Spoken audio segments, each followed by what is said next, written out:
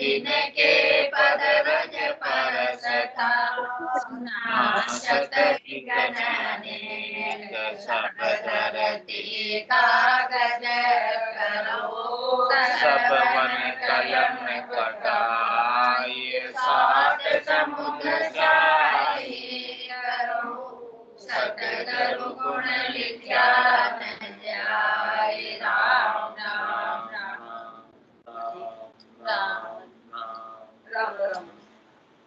आप सभी के अंदर विराजमान परमात्मा के पावन चरणों में प्रणाम। राम राम। आनंद श्री सद्गुरु सुखराम जी महाराज की अध्ययन पराभक्ति का अनुभव चल रहा है। महाराज फरमाते लागे ब्रह्म समाज दह की शुद्ध न होई पांचों गया बिलाय मोह मासो नहीं लोई करामात कर तूत सकल को दूर बिडारी मन सो गयो बिलाय देव बंदत है लारी पराभक्त जाऊं उपजे दुनिया सके न मान कोई ज्ञानी सुखी राम कहे लक्ष्य पिछाने आन पराभक्त के ने में प्रेम की नहीं कोई ऊंची मुद्रा जोग जप साधन नहीं होई हर्ष कोड नहीं सोग कर्म को नहीं बांधे गुण इंद्रिय सब जीत सुरत सायब दिस सांधे आया कुमेटे नहीं लेन कहूँ नहीं जाय ये लक्षण सुखी राम कहे पराभक्त जहाँ कहाय जात पात कुल नाय निरख बंदे नहीं निंदे बिन सतगुरु कहूँ जाय साध कोई नहीं बंदे धर्म कर्म सुन पाप करत देखे जग माही सरस निरस नहीं कोई बंदे निंदे जुग माही अद्भुत चालज अगम है मोह पे कही न जाय पराभक्त सुख राम कहे केवल सम कहाय। कह रहे कि महाराज पराभक्त केवल के समान एक हो जाने के समान है कि आत्मा परमात्मा में मिल राम रूपी हो गई। अब उनमें और राम जी में कोई अंतर नहीं रह गया। ऐसे ब्रह्म को परसने की उत्तम अवस्था श्रेष्ठ अवस्था निकी अवस्था है जिसमें ये आत्मा अपना जीव भाव खो देती देह भाव खो देती देहाध्यास खो देती जीवाध्यास खो देती और खोकर इस उत्तम अवस्था को प्राप्त कर लेती। तो महाराज कह रहे कि इसके अंदर कैसी कैसी अनुभूतियां होती है साधना करने वाली भक्ति करने वाले जनों उसका सारा वर्णन इसमें किया है कि लागे ब्रह्म समाधि की शुद्ध जब ब्रह्म समाधि लगती है तो देह का भान देह का अभिमान देह से सुख लेने की इच्छा वो सब समाप्त हो जाता है और ब्रह्म समाधि में पूरी त्रिलोकी के अंदर ब्रह्म के सिवाय दूसरा और कोई दिखाई नहीं हो गया सूझता नहीं। और कह रहे महाराज जब देह की शुद्ध नहीं इंद्रियों की शुद्ध नहीं मन की शुद्ध नहीं बुद्धि की शुद्ध नहीं चित्त की शुद्ध नहीं अहम की शुद्ध नहीं तो पांचों गया बिलाय मोह मासूम तो फिर पांचों जो है शब्द रूप रस गंध स्पर्श काम क्रोध लोभ मोह अहंकार ये सारे बिलायमान हो जाते हैं। ये सब एक्टिविटी इनकी बंद हो जाती ये सब दुख देना छोड़ जिन पल में खिड़की खुली ताय से विद्रोह सातों सुर सुखराम के अंशे सुधनी महाराज जब ऐसी उत्तम अवस्था को प्राप्त करते हैं केवल की बारी खुलती है कैसी स्थिति होती है कि इस हंसे को सातों सुरों की दो आंख दो कान दो नाक एक मुंह ये भी ज्ञानेंद्रिया है इनके भी शुद्ध नहीं ये सब सेंसेस ये सब सेंस करना और वो भीतर के आनंद में मगन हो जाता है, सुन समाधि के अंदर लीन हो जाता है। कह रहे साधना करते करते इस प्रकार से सबसे पहले ध्यान समाधि लगती है, उसके बाद ब्रह्म समाधि ब्रह्मांड के एरिया में लगती है। ब्रह्मांड के एरिया त्रिपुटी से 12 उंगल 10 द्वार तक है, सहस्त्राधार तक है, और फिर इसके बाद इकर समाधि लगती है, और उसके बाद सता समाधि रात दिन अर्चना करती है, और फिर कभी कभी सुन समाधि लगती है। ये सब समाधियों का गुण स्वतः ही के वो प्रकट होता है। ये गुण साधन से प्रकट नहीं हुए। तुम्हारी कृपा पाए कोई तो, संतों की सद्गुरु की केवली भगवंतों की कृपा से ये गुण पाते हैं, ये गुण मिलते हैं, ये गुण प्रकट होते हैं अपने घर के भीतर, जागृत होते हैं। महाराज फरमाने कि उनके सारे काम क्रोध लोभ मोह अहंकार सब हो जाए, राग द्वेष तेरी मेरी कछु नहीं धारणा, निरापक ज्ञान कथे ओढ़ा समझा। इस प्रकार से निष्पक्ष हो जाते, निष्काम हो जाते, निश्चिंत हो जाते, निस्सोक हो जाते, निसंक हो जाते, निर्भय हो जाते। तो वो जीते जी मुक्ति की अवस्था को प्राप्त कर लेते। मोह मासों में मोह का क्षय हो जाता है, मासा भर भी मोह नहीं रहता, रति भर भी मोह नहीं। मासा और रति किसको तोलने में काम है? सोने एकदम बारीक से बारीक। हाँ, जीने से जीना भी मोह मासा नहीं रहना, मोह नहीं रहना, आसक्ति राग नहीं रहना। एक जीने से भी जीना, यानी मासा भर भी रति भर भी थोड़ा सा भी रह गया तो महाराज फरमा रहे हैं कि वो जीव वापस शरीर डरकर आ जाता, वासना के कारण आ जाता। अंत काल में होती वासना, जहाँ में वासा पाया, कै सुखरा वासना ऊपर कर सवारी आया। थोड़ी सी भी रह गई तो आ जाएगा सवारी करके, मासा भर भी रत्ती भर भी। लेकिन ऐसी स्थिति के अंदर और वासना के लिए क्या चाहिए? वासना क्यों होती है? किस कारण से होती वासना? हमें वासना के पीछे क्या है? वासना वासना क्यों होती है? हमें कोई भी सुख लेने की वासना क्यों होती है?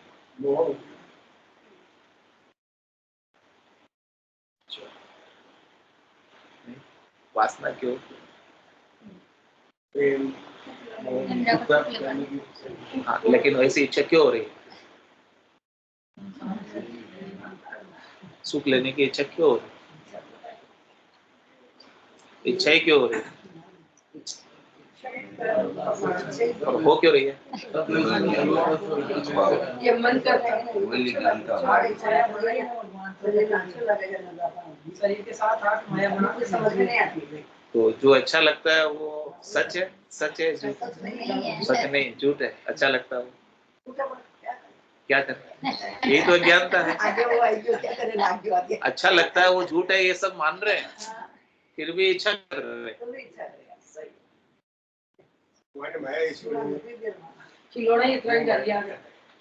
तो ये भ्रम के कारण, ये भ्रम हमें कि इनसे हमें सुख मिलेगा।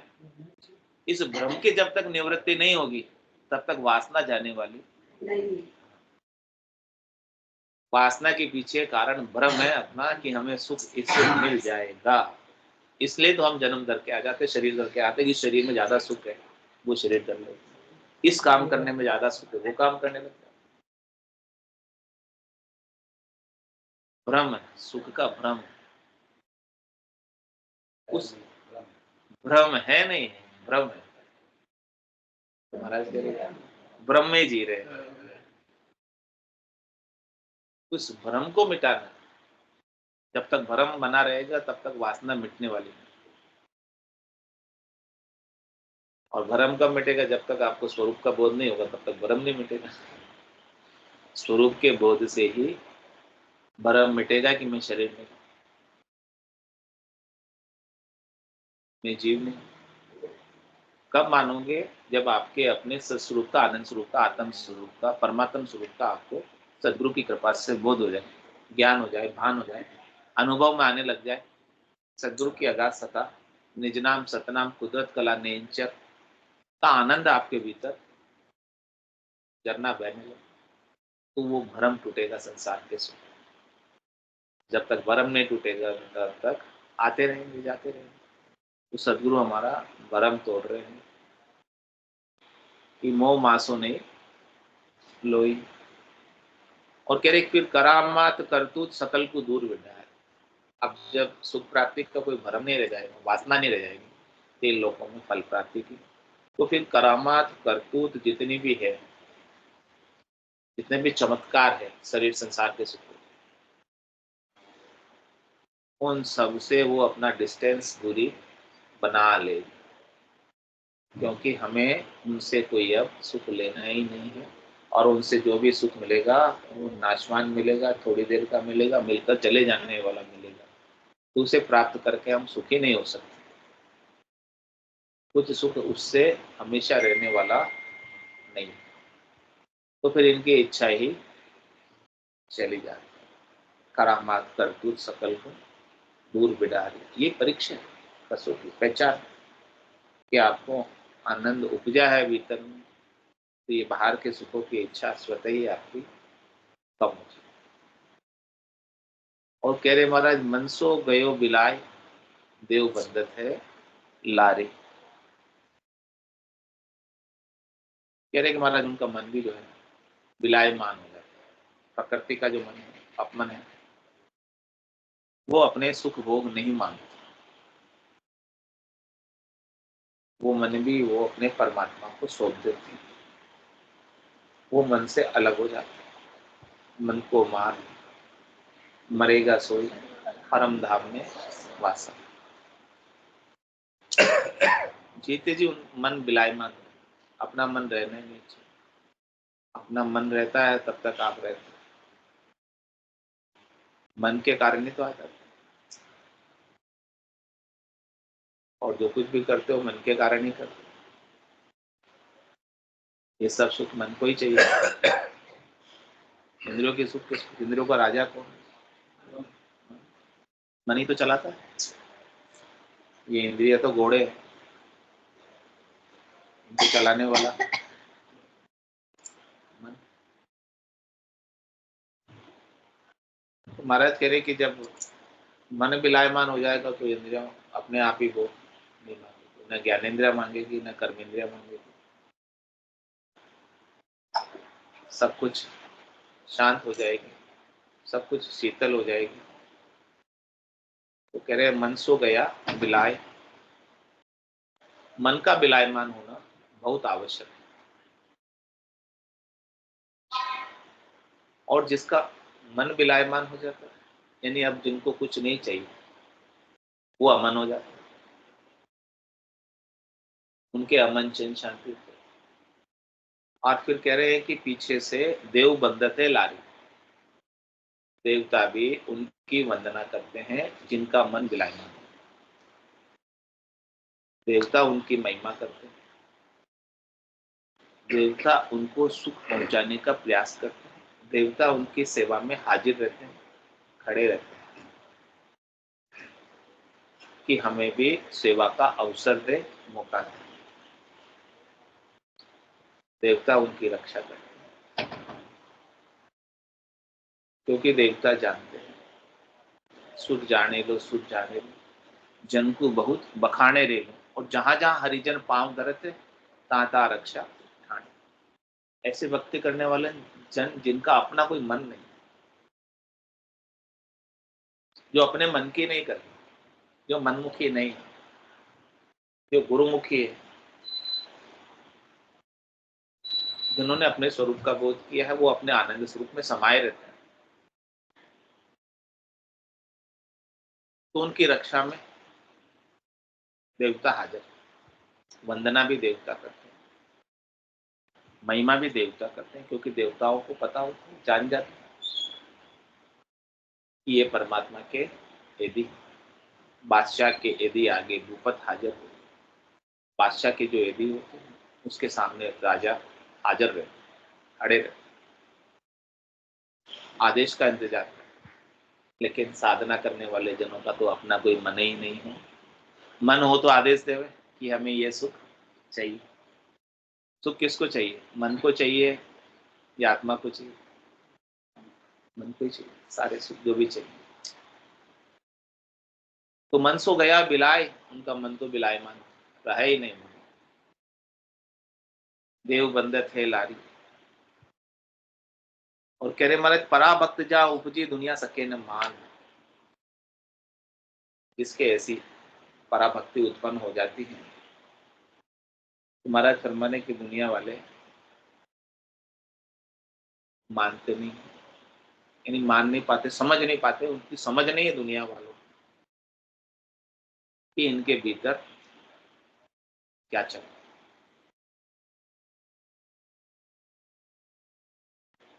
लेकिन कोई ज्ञानी सुखराम के लक्ष्य पहचान, ये जो अंग लक्षण बताए हैं इन अंग लक्षणों से पहचान होती है।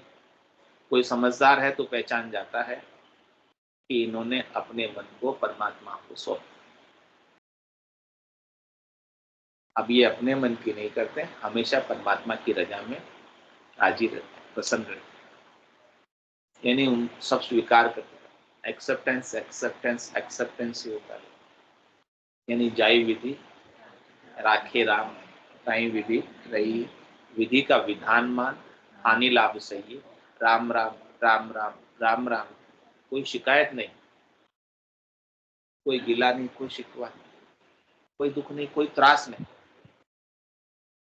प्रतिकूलता में भी नहीं, अनुकूलता में तो है ही नहीं, तो प्रतिकूलता में भी कोई शिकायत नहीं।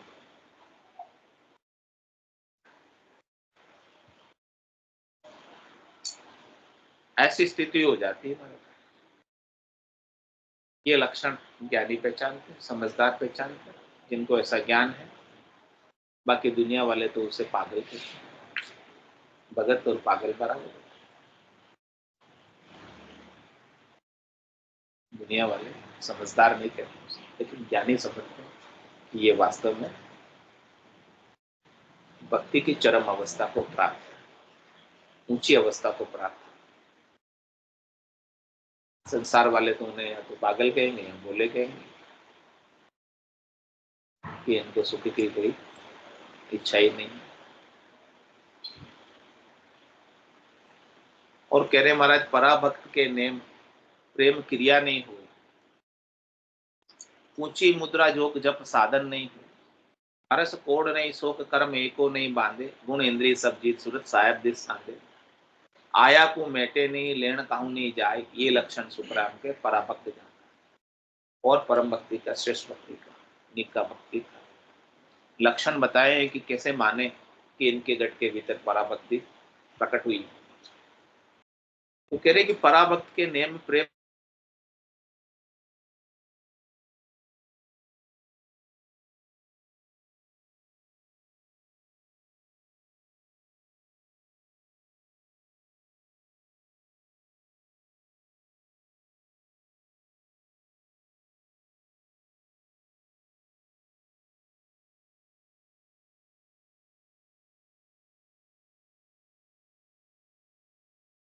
का या सवेरे शाम सेवा पूजा करने का।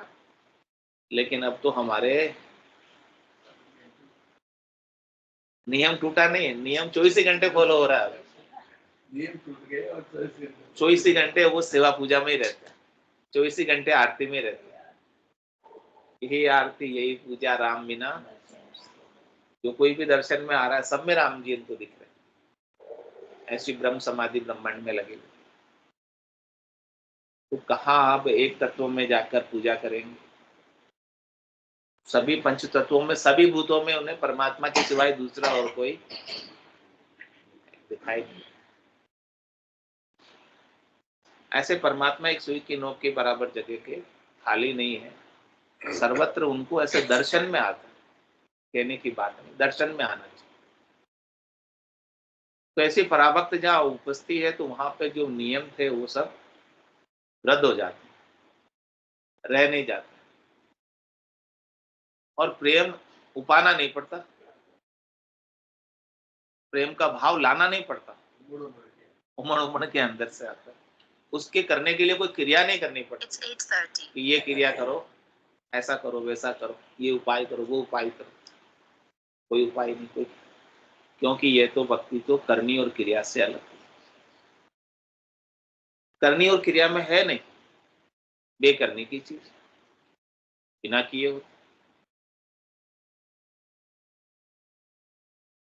कहने ऊंची मुद्रा जोग जप साधन नहीं हो, इसमें कोई ऊंची नहीं है, यानी इसमें कोई चाबी नहीं, इसमें कोई मुद्रा नहीं कि कौन सी मुद्रा में बैठे, कौन सी मुद्रा धारण करें कि जिससे ऐसी स्थिति को प्राप्त हो जाए, कौन सा योग करें जिससे ये प्राप्त हो जाए, कौन सा जप करें जिससे ये मिल जाए, कौन सा साधन करें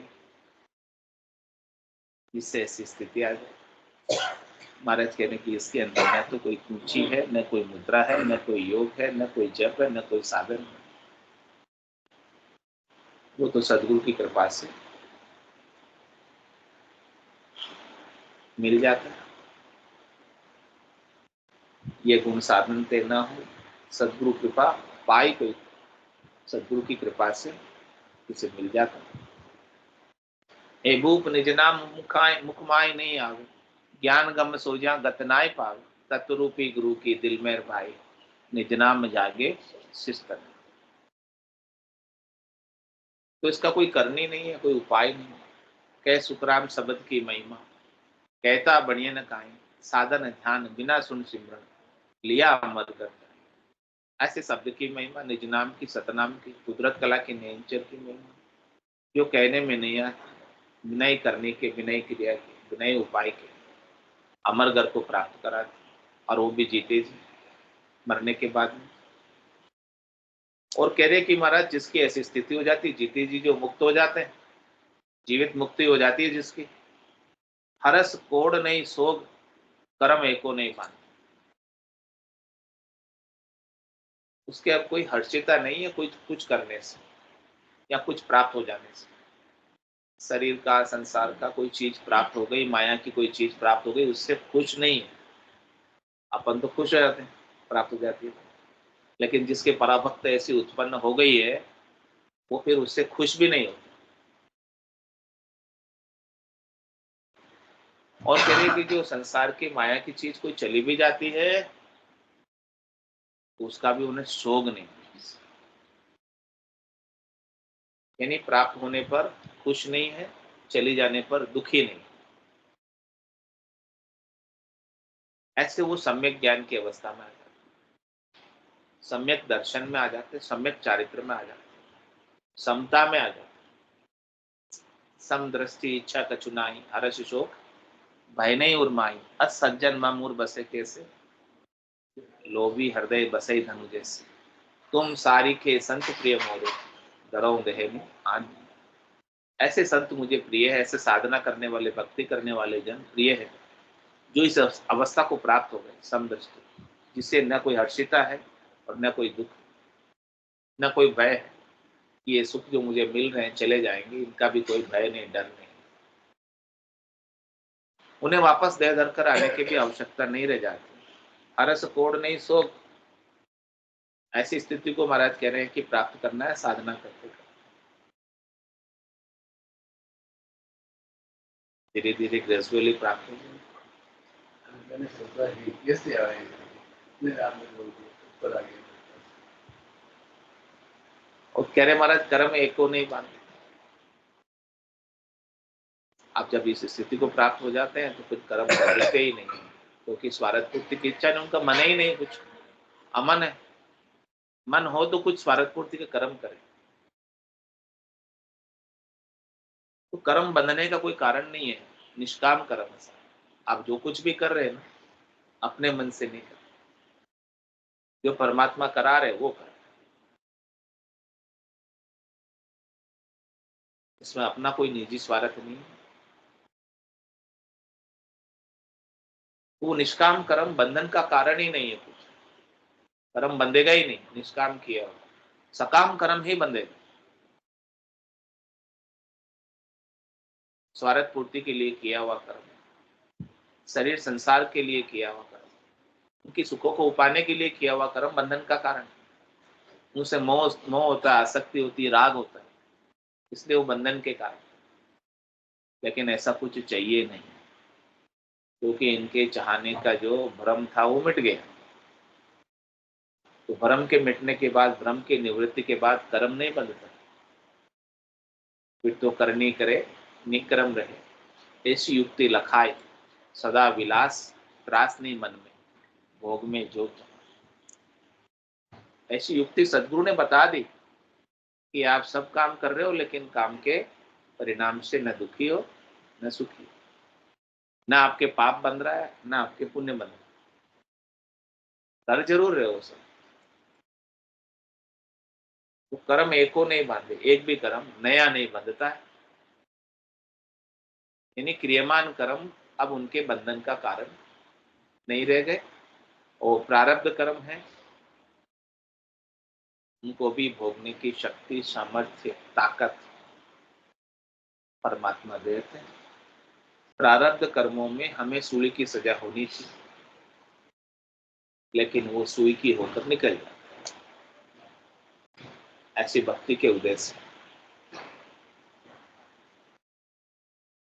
इतना अंतर आ जाए। दुख तो बहुत बड़ा था, लेकिन अब दुख को दुख मानते ही नहीं।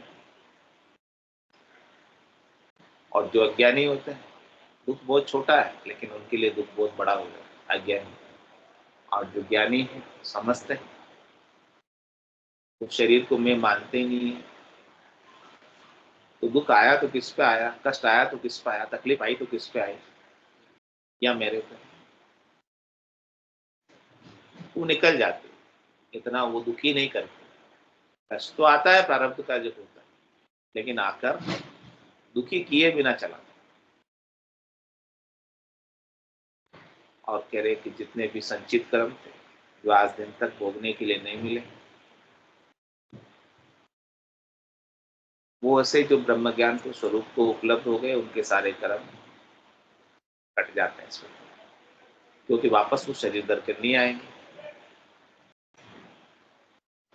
क्योंकि सुख और दुख किसके साथ है, शरीर के साथ। तो सारे कर्म कट जाते हैं, संचित भी कट जाते हैं, प्रारब्ध भी कट जाते हैं, क्रियमान नए नहीं बंधते। और कह रहे गुण इंद्रिय सब जीत, सूरत सायब दिशा,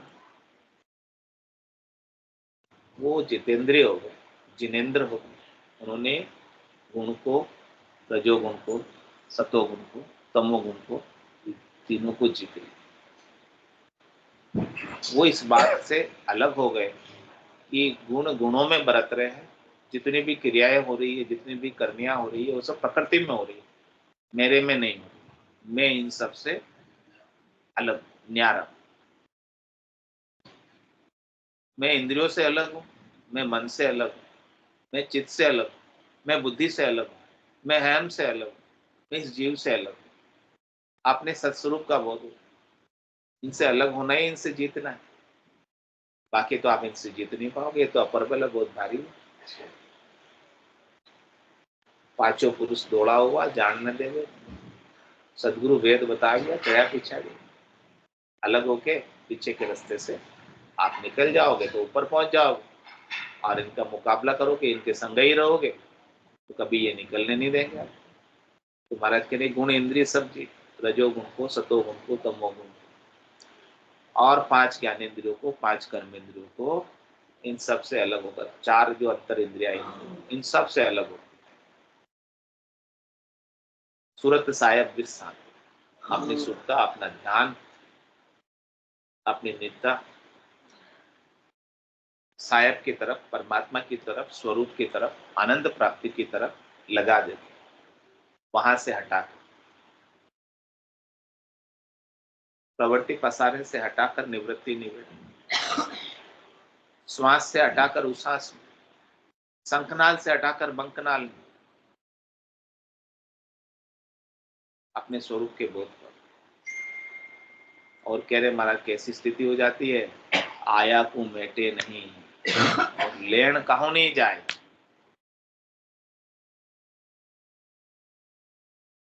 जो आ गया उसका तिरस्कार नहीं,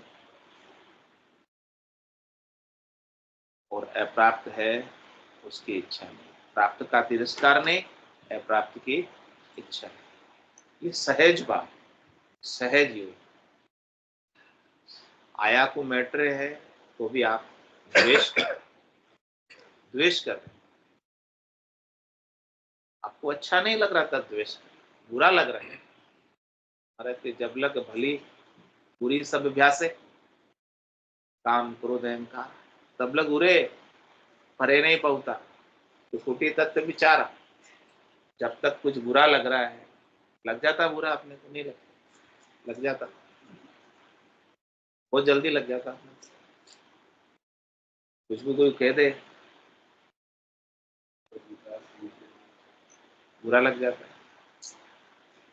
बुरा लगाने के लिए तो इंसान बुरा रहता है, अच्छा लगाने के लिए इंसान अधीरा भी नहीं रहता है। अच्छा लगे सत्संग में आओ, किसी की तारीफ किसी के इंसान नहीं लगता, बुरे के लिए तो मत। तो महाराज कह रहे कि अपने को बुरा भी नहीं लगना चाहिए। किसी ने कुछ गलत भी कह दिया तो बुरा नहीं लगना चाहिए, लगना चाहिए, नहीं लगना चाहिए। नहीं, हमारे कुछ ऐसे ही प्रारब्ध थे या उनके ऐसे ही प्रारब्ध थे जिसकी वजह से उन्होंने हमको ऐसा कुछ कहा है। किसी का हाँ। कभी हमने उन्हें कभी कहा होगा ऐसा, तो वापस उसका उत्तर अब आए। बीज आपने कभी बोया होगा, उसका फल अब आए। ये बात समझ के आप कर सकते हो, बुरा नहीं लगना। यानी अपने किए हुए कर्मों का परिणाम है। कोई किसी को सुख नहीं दे रहा, कोई किसी को दुख नहीं दे रहा, सबको अपने अपने कर्मियों का फल प्राप्त हो रहा है। और कह रहे महाराज जो चीज आ गई है उसे मेटते नहीं है, जो चीज नहीं है उसे लेने नहीं जाते। यानी अपना कोई मन नहीं, अमन, आया को मेटे नहीं, लेन काम नहीं जाए। ये लक्षण सुखराम के पराभक्त हैं। ऐसे लक्षण यदि अपने अंदर अपने को अनुभव में आ रहे हैं तो महाराज कह रहे हैं कि सच में आपके गट के भीतर पराभक्ति उत्पन्न हुई, परम भक्ति, श्रेष्ठ भक्ति, निकी भक्ति जागृत हुई है। भक्ति की चरम अवस्था की तरफ आप बढ़ रहे हैं, उत्तम अवस्था की तरफ आगे बढ़ रहे हैं। ग्रेजुअली ऐसे लक्षण अपने अंदर आने चाहिए। बोलो राम सद्गुरु देव जी महाराज, परम दयाल सद्गुरु सुखराम जी महाराज, आनंद शरीफ सद्गुरु सुखराम जी महाराज के ज्ञान सत्स्वरूप भगवान है, धन्य हो, धन्य हो। केवली भगवंता ने धन्य हो, धन्य हो। जीवा तारण जहाज ने धन्य हो, धन्य हो। मोक्ष के मालिका ने धन्य हो, धन्य हो। अनंत कोटि संतान ने धन्य हो। राम सभा में राम राम सा, राम राम सा, राम राम राम राम सा, राम राम सा, सब संतान ने सत्संग ने राम राम राम राम।